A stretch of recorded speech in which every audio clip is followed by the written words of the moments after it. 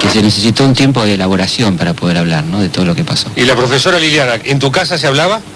En casa se me advertía que tuviera cuidado, que a qué hora volvía, que con quién volvía, que no dejara de llevar documentos.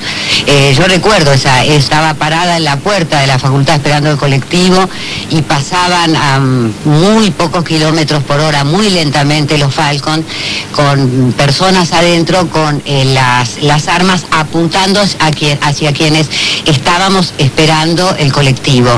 Y era como una sensación de alivio cuando terminaba de pasar el Falcon, porque no sabíamos si se detenía, qué pasaba, qué nos iban a pedir, si nos iban a llevar.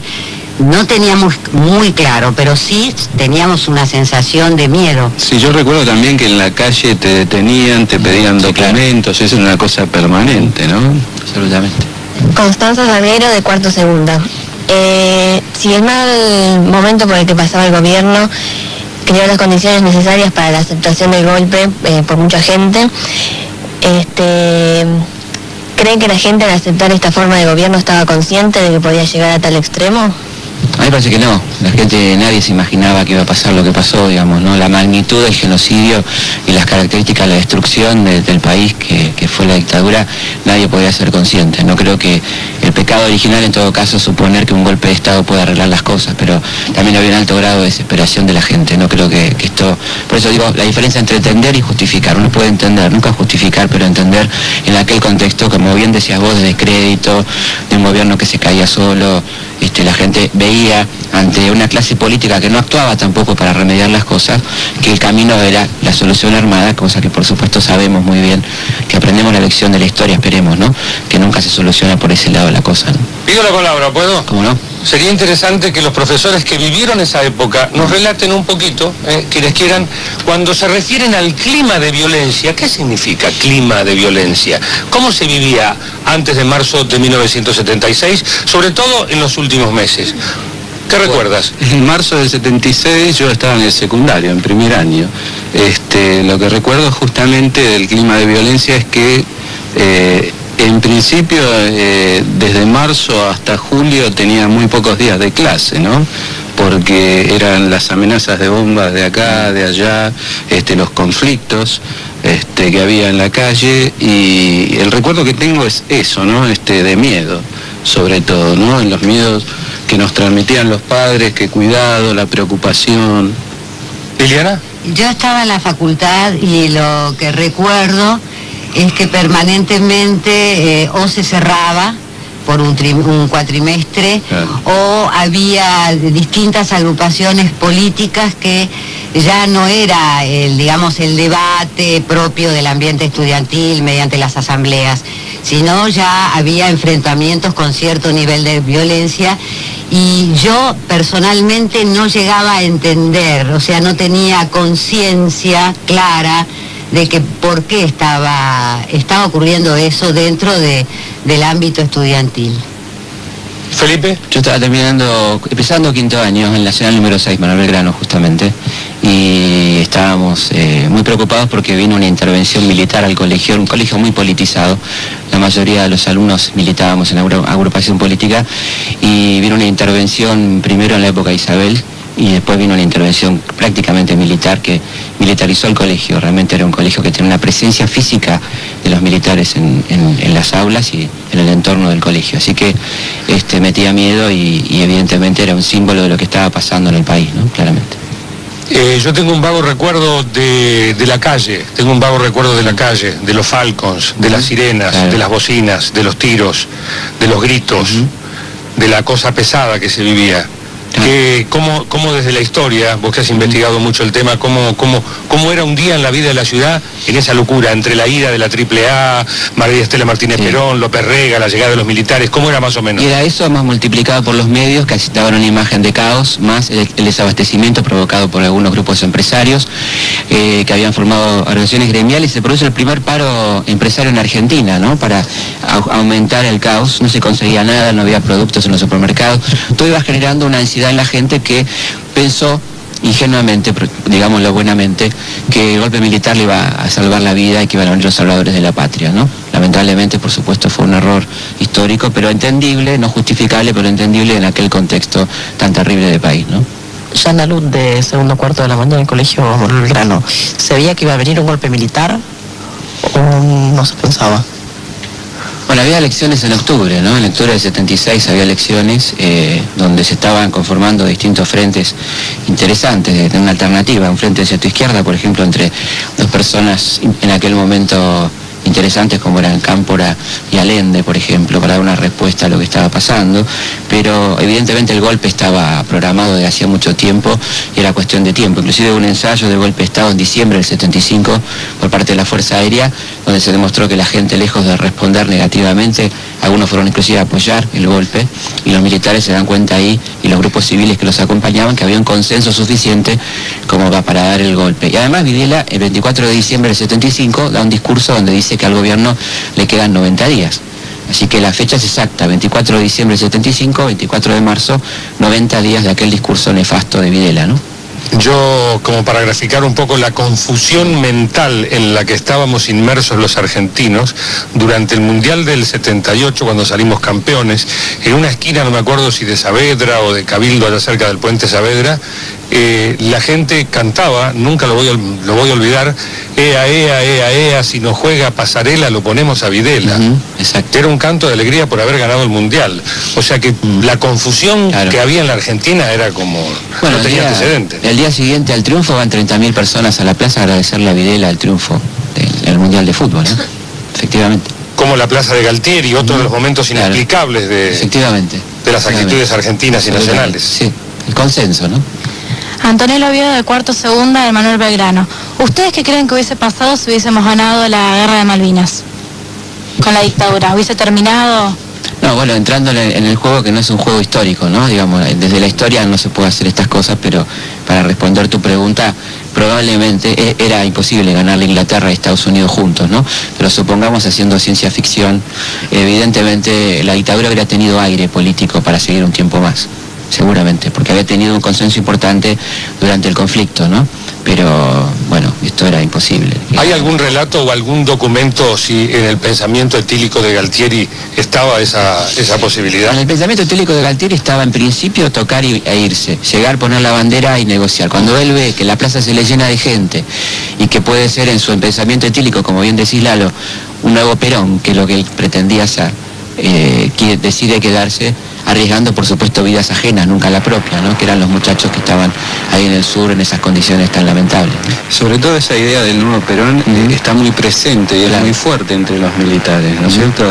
También va a pasar lo mismo con Macera y su proyecto. La continuidad de la dictadura les preocupaba a ellos, cómo seguir, sabían que no iban a poder manteniendo un gobierno militar toda la vida, que en algún momento iba a haber una transición, por lo tanto se estaban peleando a ver quién iba a hacer esa cara de la transición con cierto consenso y cierto apoyo popular, ¿no es cierto? Y emular a Perón tenía lógica porque Perón había salido precisamente del poder militar. Exactamente. Milena Olivieri, de quinto segundo turno mañana. Quería preguntarles qué explicaciones dieron los militares después del golpe que dieron sobre los desaparecidos. Las estamos esperando todavía las explicaciones.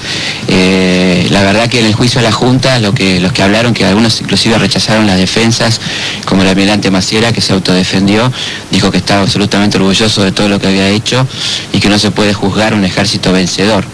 Esas fueron sus palabras, ¿no?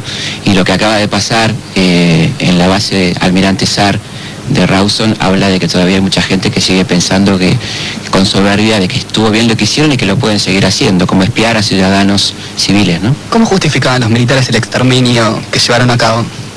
La desaparición de personas, ¿no? Las torturas que realizaban.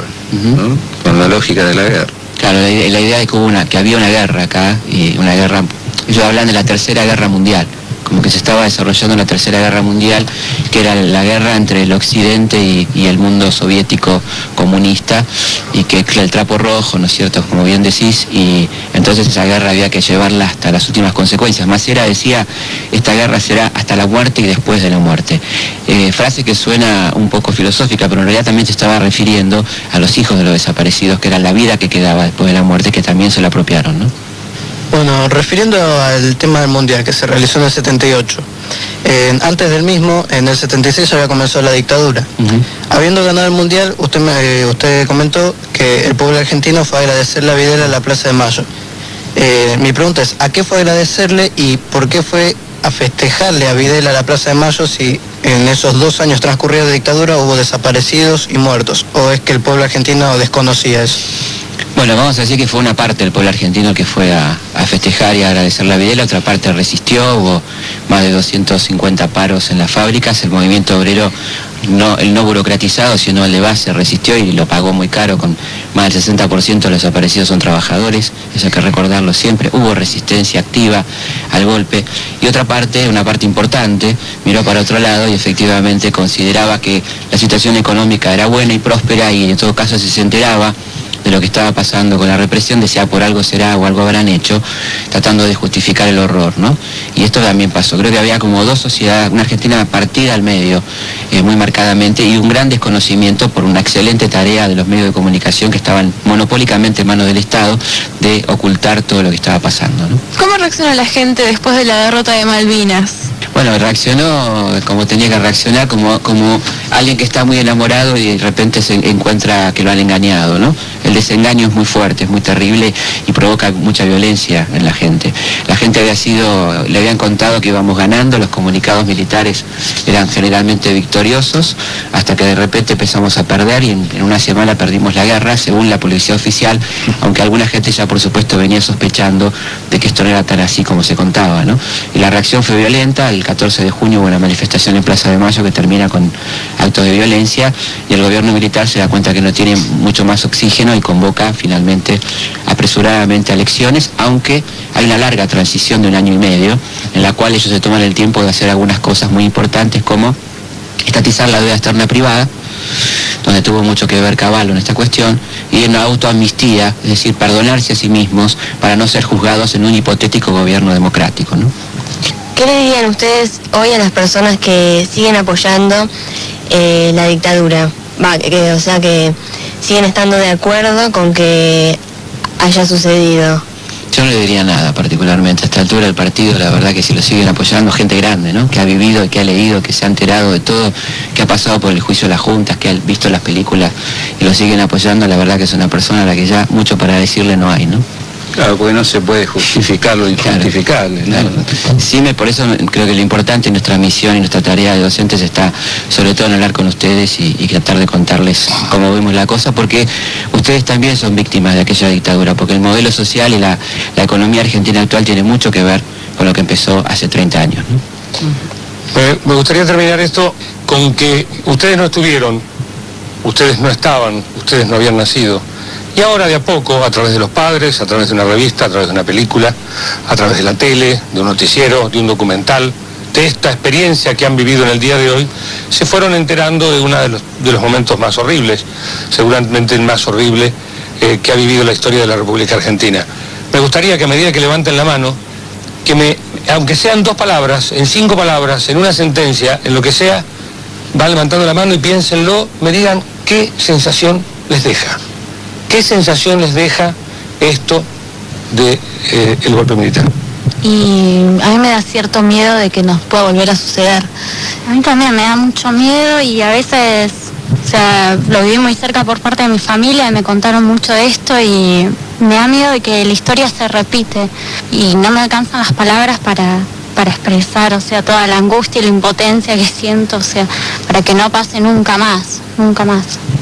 En pocas palabras, nunca más, o sea, nunca más derramamiento de sangre ni desaparición de personas para beneficio de unos pocos. Impotencia, mucha impotencia y tratar de informarse cada vez más para que no vuelva a suceder lo mismo que pasó en esa época. Lo mejor que se puede hacer para evitar que se vuelva a repetir la historia es estudiar y saber todos los derechos que tenemos y que todos estemos informados en eso y unidos la Argentina. Sí, aprovechar lo que nos enseñan y transmitirlo también a quienes podamos transmitírselo. Yo creo que el golpe, más que nada, fue una dolorosa experiencia para todos los argentinos, ya que nos dimos cuenta de que los problemas que hay en el país, por más dolorosos que sean, no se van a solucionar interrumpiendo la legalidad. Apoyar la democracia, que es la mejor manera de estar bien y que nada, que nunca más pasen estas cosas. Creo que fue principalmente algo horrible lo que pasó con la dictadura. Creo que lo mejor que podríamos sacar de eso es la enseñanza, ¿no? Las enseñanzas que nos deja, no volver a cometer los mismos errores que cometimos antes en el pasado y empezar a construir una verdadera democracia. Yo creo que habría que empezar a usar los recursos legales que tiene la gente en vez de recurrir a la violencia y ese tipo de cosas que es sabido que no sirven para nada. Como bien dijeron los chicos, nunca más. Yo también me hago eco, ¿no?, del discurso de los chicos, nunca más, y reflexionar, recordar, construir la memoria justamente para que esto nunca más ocurra, porque ya sabemos lo que está después detrás de todo esto, el horror. Yo quiero decir a los chicos que no tengan miedo, que no hay que tener miedo, porque si tenemos miedo ellos ganaron, que eso es lo que quisieron hacer. El terrorismo viene de terror, terrorismo de Estado significa eso, no hay que tener miedo, hay que defender nuestros derechos y hay que pensar que aquellas cosas por las que se luchaba en los años 70 siguen vigentes y pendientes, y me parece que la metodología la podemos cambiar y criticar como hicimos acá, cuestionar, pero los ideales siguen vigentes y hay que lograr aquel país justo y digno por el que se luchaba en aquel momento, y sin miedo, porque estamos con la razón de nuestro lado. Pablo Gutiérrez y Liliana Díaz Etubi, profesoras de Historia, muchas gracias. La vicerrectora del turno mañana del Belgrano, Silvia Cabrera, muchas gracias. Felipe, muchas gracias. Chicos, muchas gracias. Una clase, me gustó la clase con los chicos. Interesante. Sí, y bueno, como ordenaditos y preguntando con muchas ganas y sorprendidos muchas veces. Preguntas. ¿No? Sí, y yo sorprendido muchas veces con sus caras, porque preguntaban y como que medio sabían lo que le iban a contestar, algunos seguramente más informados y más leídos, y de pronto los ojos grandes me han proporcionado aquí de la producción 2 diarios.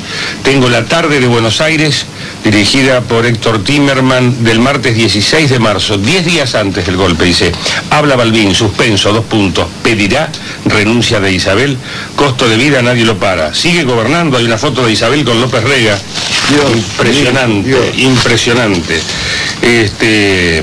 Videla reunido con generales. 4 personajes del drama: Calabró resistirá la intervención federal de Buenos Aires, Balbín un mensaje al país, será duro con el oficialismo, Videla analizó el desarrollo de los acontecimientos, Porto salvó su vida en un atentado, murió un custodio. Habla a las claras, los últimos días, 10 últimos días. O sea, ¿no? Videla ya era un protagonista clave. Exactamente, ya estaba en la tapa de los diarios, obviamente que sí venía desde hace un tiempo. Y esto, mucho más impresionante todavía, es la tapa del diario Clarín del miércoles 24 de marzo de 1976, con letras muy grandes, dice: nuevo gobierno. Hay una foto de Plaza de Mayo y los comunicados de la Junta Militar y nada más. Y tenemos también la tapa de La Nación. Del mismo día asumieron el gobierno los 3 comandantes generales, disolvióse el Parlamento, remoción de la Corte Suprema, prohíbese la acción política y gremial, oportunamente se nombrará presidente. Habrá pena de muerte por delitos de orden público, la posición internacional argentina, el feriado cambiario y la educación, delegados en ministerios y gobernaciones. Empezaba el proceso. Estas eran las tapas gráficas, los documentos gráficos del día. Estremecedor, contado de esa manera, aparentemente con objetividad, cuando uno sabe lo que estaba empezando en ese momento, ¿no? Para ser leales con la historia, hay que, debemos contar que era una sociedad que mayoritariamente estuvo de acuerdo con el golpe, sin saber lo que el golpe iba a significar. Y no solo a nivel nacional. Yo estaba leyendo hoy en ámbito, sacan un montón de citas de lo que se publicó. Y, por ejemplo, escuché lo que escribió el New York Times. El New York Times ya no es la sociedad argentina viviendo el caos que se vivía. Decía: los militares argentinos merecen respeto por su patriotismo al tratar de salvar un barco que se hunde. El fin del gobierno civil, normalmente un hecho lamentable, era en este caso una bendición. Escuché lo que decía Le Monde. Rara vez un golpe de Estado ha sorprendido tan poco. La intervención militar era deseada por grandes sectores de la opinión. Escuchá lo que decía el Partido Comunista. Este golpe no es el método ideal, pero estamos ante una nueva realidad. Hay que juzgar los hechos como ellos son. Y aunque el PC no comparte todos los puntos de vista expresados por la Junta Militar en sus documentos, hay varios de ellos con los cuales no podríamos estar en desacuerdo. Es decir, la sensación... Parece que ya entonces había una cierta globalización, ¿no? Sí, pero más allá de eso... Después te voy a contar la historia de Adela, que es una historia que me contaron en estos días, pero lo que vio la sociedad misma en esos días y que después fue viendo otras cosas y fue cambiando, Era un momento increíble de la historia argentina, muy difícil de reconstruir en sí mismo, ¿no? No puedo encontrar la fecha, cuando la encuentre se los digo, pero parece que el único que estaba en desacuerdo era la revista Satiricón. No, está la fecha y es anterior. Es anterior. Es sobre Isabel Martínez de Perón, sí, con una especie de calavera con la lengua afuera y dice, el demonio nos gobierna. Bueno, venía así. Vamos a seguir con esto, obviamente. Para que no pase nunca más. Nunca más. Nunca más. Nunca más. Nunca más. Nunca más. Nunca más. Nunca más. Nunca más. Nunca más. Del domicilio donde cumple arresto domiciliario en Avenida Cabildo 639 de Belgrano. Los vecinos temen que durante el día de hoy se registren nuevos escraches como el que ocurrió el sábado, donde rompieron vidrios de la entrada del edificio y se arrojó pintura roja. Esto le decía uno de los vecinos a Radio Mitre. Estamos preocupados porque vamos por temor a que pase lo mismo que pasó el sábado pasado. Se le iba de la mano a la policía en un momento, porque de verdad eso. Bueno, veníamos con montacarga, tiraron pintura al piso, de hielo. Bueno, esperemos que hoy no pase lo mismo. Vinieron un grupo aislado esta noche a la madrugada, pero no insulto, nada más, no pasa mayores. Según los vecinos nunca se lo ve a Videla, salvo alguna vez que se asoma al balcón o baja hacia la cochera para recibir una carta. Mercedes Ninzi para Mitre Informa Primero.